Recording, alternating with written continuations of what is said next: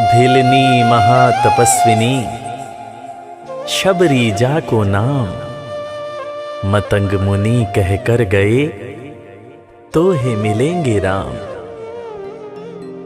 सोने की चिड़िया मां भारती और सत्य सनातन धर्म के सबसे आदर्श पुरुष मर्यादा पुरुषोत्तम भगवान राम, जो वर्षों की तपस्या के बाद ऋषि मुनियों को भी नहीं मिलते, मगर एक भीलनी शबरी के घर स्वयं चल के आके न सिर्फ दर्शन देते हैं बल्कि उस भीलनी के जूठे बेर भी खाते हैं। और बाबा तुलसी ने क्या खूब कहा है कि प्रबल प्रेम के पाले पड़कर प्रभु का नियम बदलते देखा, अपना मान भले टल जाए भक्त का मान न टलते देखा। भाव नहीं तो कुछ भी नहीं है, लाख करो गुणगान, भाव के भूखे हैं भगवान, भाव के भूखे हैं भगवान।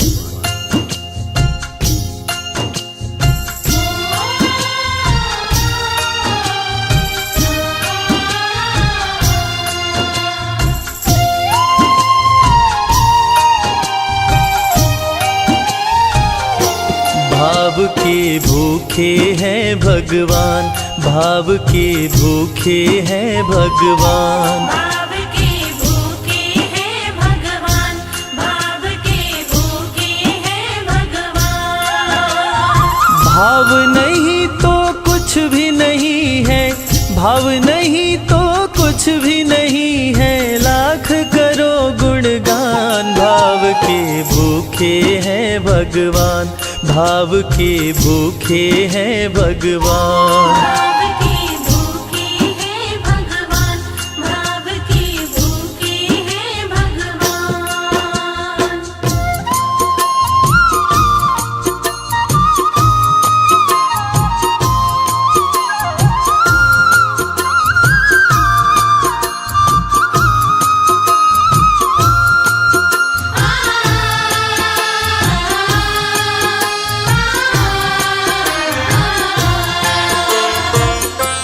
एक थी शबरी भक्तन, न्योछावर करके तन मन, मतंग मुनि के संग में करती थी प्रभु का कीर्तन। मतंग मुनि के संग में करती थी प्रभु का कीर्तन। बागों से चुन चुन लाती, प्रभु को फूल चढ़ाती, गंगा के पावन जल से रोज स्नान कराती। गंगा के पावन जल से रोज स्नान कराती। चरण धो के श्री राम का करती, चरण धो के श्री राम का करती, चरणामृत का पान। भाव के भूखे हैं भगवान, भाव के भूखे हैं भगवान। भाव के भूखे हैं भगवान, भाव के भूखे हैं भगवान।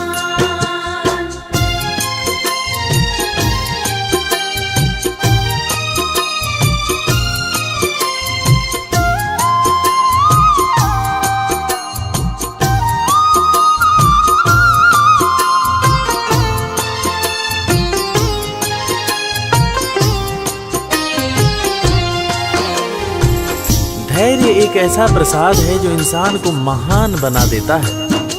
मतंग मुनि मां शबरी से कह गए कि शबरी तेरे दरवाजे राम जरूर आएंगे, और शबरी ने 10,000 साल तक प्रतीक्षा किया।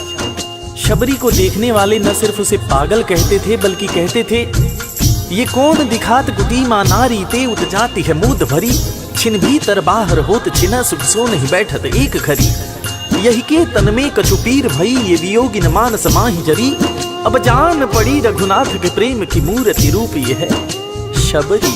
मतंग शबरी को बताए, बहु भांति समझाए, सबर कर कुछ दिन शबरी, मिलन के दिन अब आए।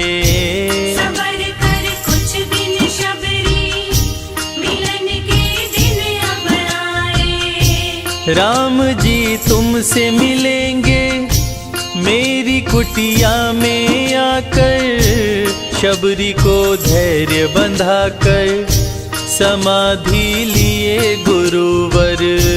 शबरी को धैर्य बंधाकर समाधि लिए गुरुवर। राम नाम में लीन हो गई, राम नाम में लीन हो गई, गुरु से पाकर ज्ञान। भाव के भूखे हैं भगवान, भाव के भूखे हैं भगवान। भाव के भूखे हैं भगवान, भाव के भूखे हैं भगवान।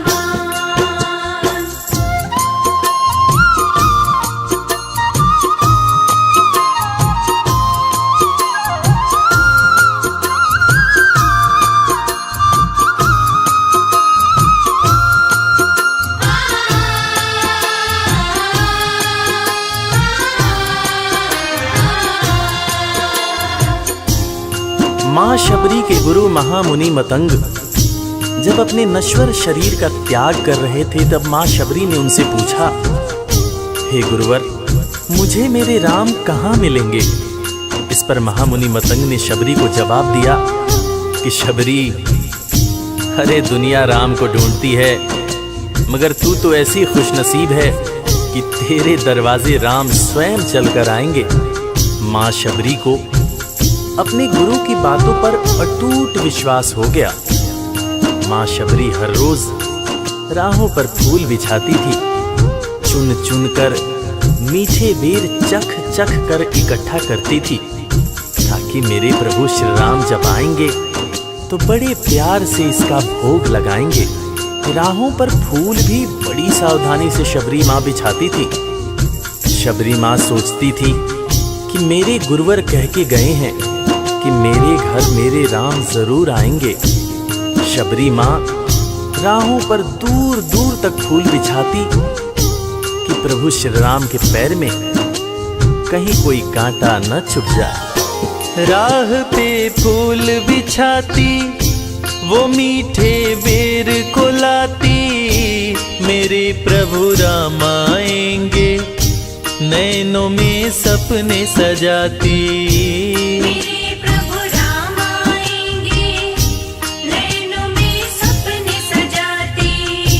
राम से प्रीत लगा के वो निश दिन राम पुकारे, उमरिया बीती जाए रे कि अखियां पंथ निहारे। उमरिया बीती जाए रे कि अखियां पंथ निहारे। जर्जर हो गई काया फिर भी, जर्जर हो गई काया फिर भी, बसे राम में प्राण। भाव के भूखे हैं भगवान, भाव के भूखे हैं भगवान। भाव के भूखे हैं भगवान, भाव के भूखे हैं भगवान।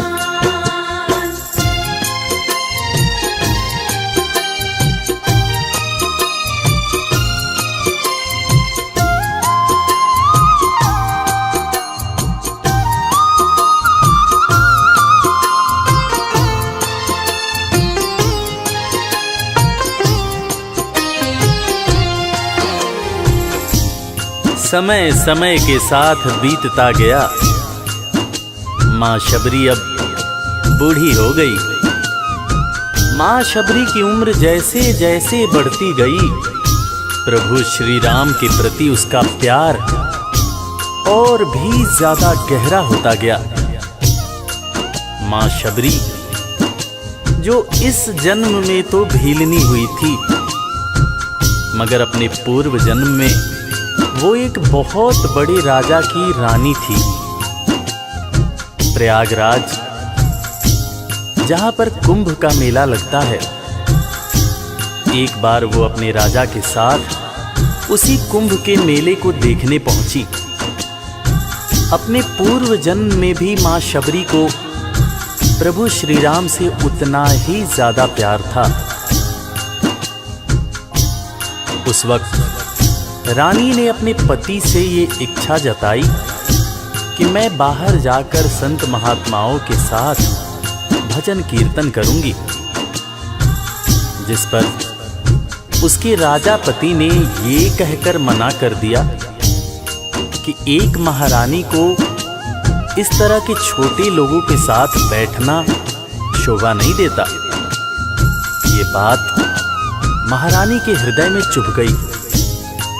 महारानी ने गंगा के पानी में जाकर अपने प्राण त्याग दिए और ईश्वर से कहा, हे मेरे प्रभु, हे मेरे राम, इस जन्म में तो आपने मुझे बहुत खूबसूरत बनाया है, अगले जन्म में चाहे मुझे कुरूप बना देना। इस जन्म में आपने मुझे उच्च कुल में जन्म दिया है, अगले जन्म में चाहे तो मुझे भीलनी बना देना। मगर हे प्रभु, मेरा अगला जन्म जब भी हो, मुझे ये सौभाग्य जरूर देना कि मैं तुम्हारे नाम को जपूं, मैं तुम्हारा नाम लूं, मुझ पर कोई बंधन न हो।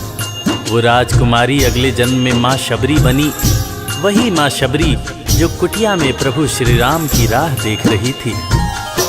वो सुंदर आसन लगा के स्वच्छ कुटिया को सजा के, राह आंचल से बुहारे प्रभु का ध्यान लगा के। राह आंचल से बुहारे प्रभु का ध्यान लगा के। और ना अब तड़पाओ राम मेरे, आ भी जाओ, दरस बिन शबरी व्याकुल, राम मेरे दरस दिखाओ।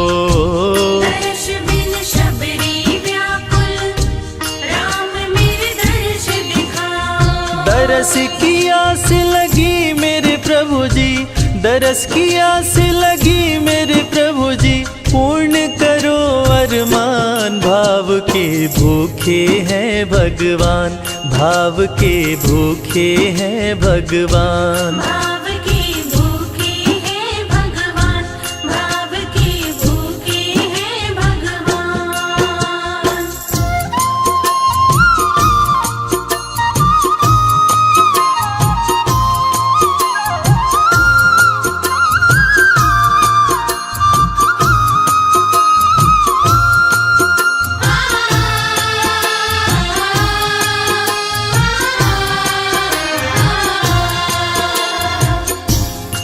अजगर करे न चाकरी, पंछी करे न काम, दास मलूका कह गए सबके दाता राम। और हम सबके परम पूज्य बाबा तुलसीदास ने रामचरितमानस में भी कहा है, राम से बड़ा राम का नाम। और यही काम माता शबरी दिन रात कर रही थी। बस वो एक ही बात बार बार बोले जा रही थी कि मेरे राम आएंगे, मेरे राम आएंगे। वो हर वक्त हे राम बोलती रहती थी। प्रभु श्री राम जब अपने भाई लखन के साथ माता सीता की खोज में वन में दर दर भटक रहे थे, तो उनके कानों में ये आवाज गूंजी।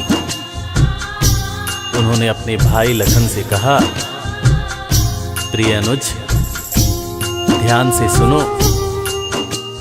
मेरी एक माता है जो वर्षों से मेरी प्रतीक्षा कर रही है।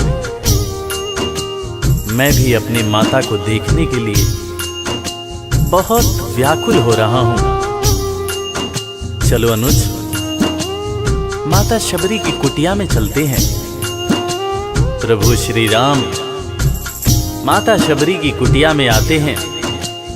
माता शबरी की नजर जब प्रभु श्री राम के ऊपर पड़ती है तो माता की आंखों से खुशियों के आंसू धारा प्रवाह बहने लगते हैं।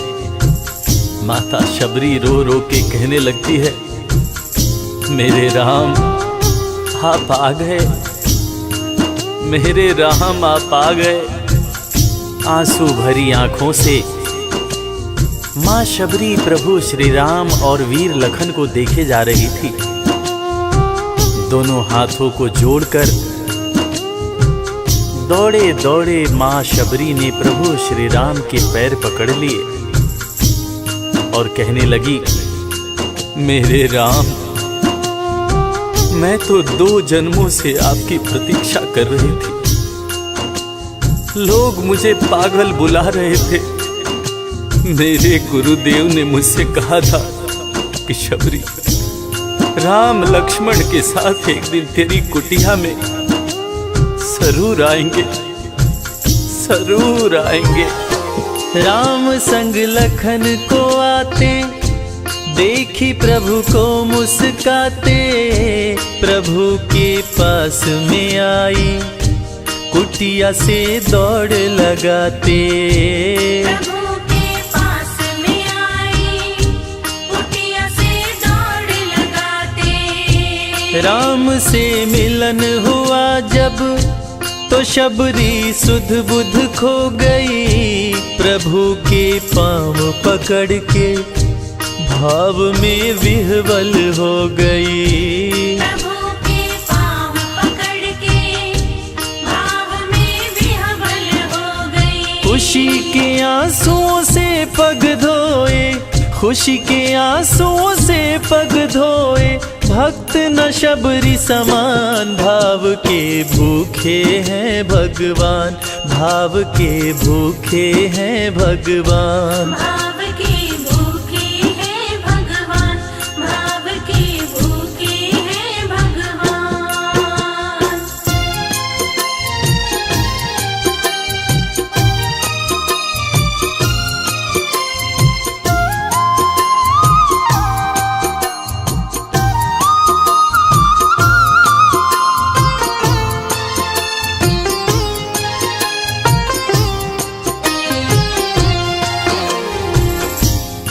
मित्रों, मैं रविराज आप सबको आज एक बात बताना चाहूंगा। वो बात जो मुझे मेरे गुरुदेव फरीद हसन खान साहब ने बताई है, और वो बात ये है कि ईश्वर को हमारी जरूरत नहीं है, हमें ईश्वर की जरूरत है। ईश्वर हमारे बिना भी पूर्ण है, मगर हम ईश्वर के बिना हमेशा ही अपूर्ण हैं। हम पैदा तो इंसान के रूप में होते हैं, मगर अंत में हमें उसी परमात्मा के पास जाना होता है। इसलिए हमें जीवन में हर वो कार्य करना चाहिए जो ईश्वर को पसंद हो, और ईश्वर को सिर्फ यही पसंद है कि हम नेक दिल बने, दयालु बने और सदैव ही अच्छाई के मार्ग पर चलें, चाहे कितनी भी कठिनाई क्यों न हो, और हमेशा अपने परमात्मा को याद करते रहें, चाहे ईश्वर के रूप में, चाहे अल्लाह के रूप में, गुरु नानक देव जी के रूप में, चाहे ईसा मसीह के रूप में। जो भी इंसान ईश्वर को याद रखता है, वो कभी जीवन में किसी का बुरा नहीं कर सकता। बुरा करना तो दूर की बात है, वो किसी का बुरा सोच भी नहीं सकता है। उसका मन हमेशा साफ और शांत रहता है।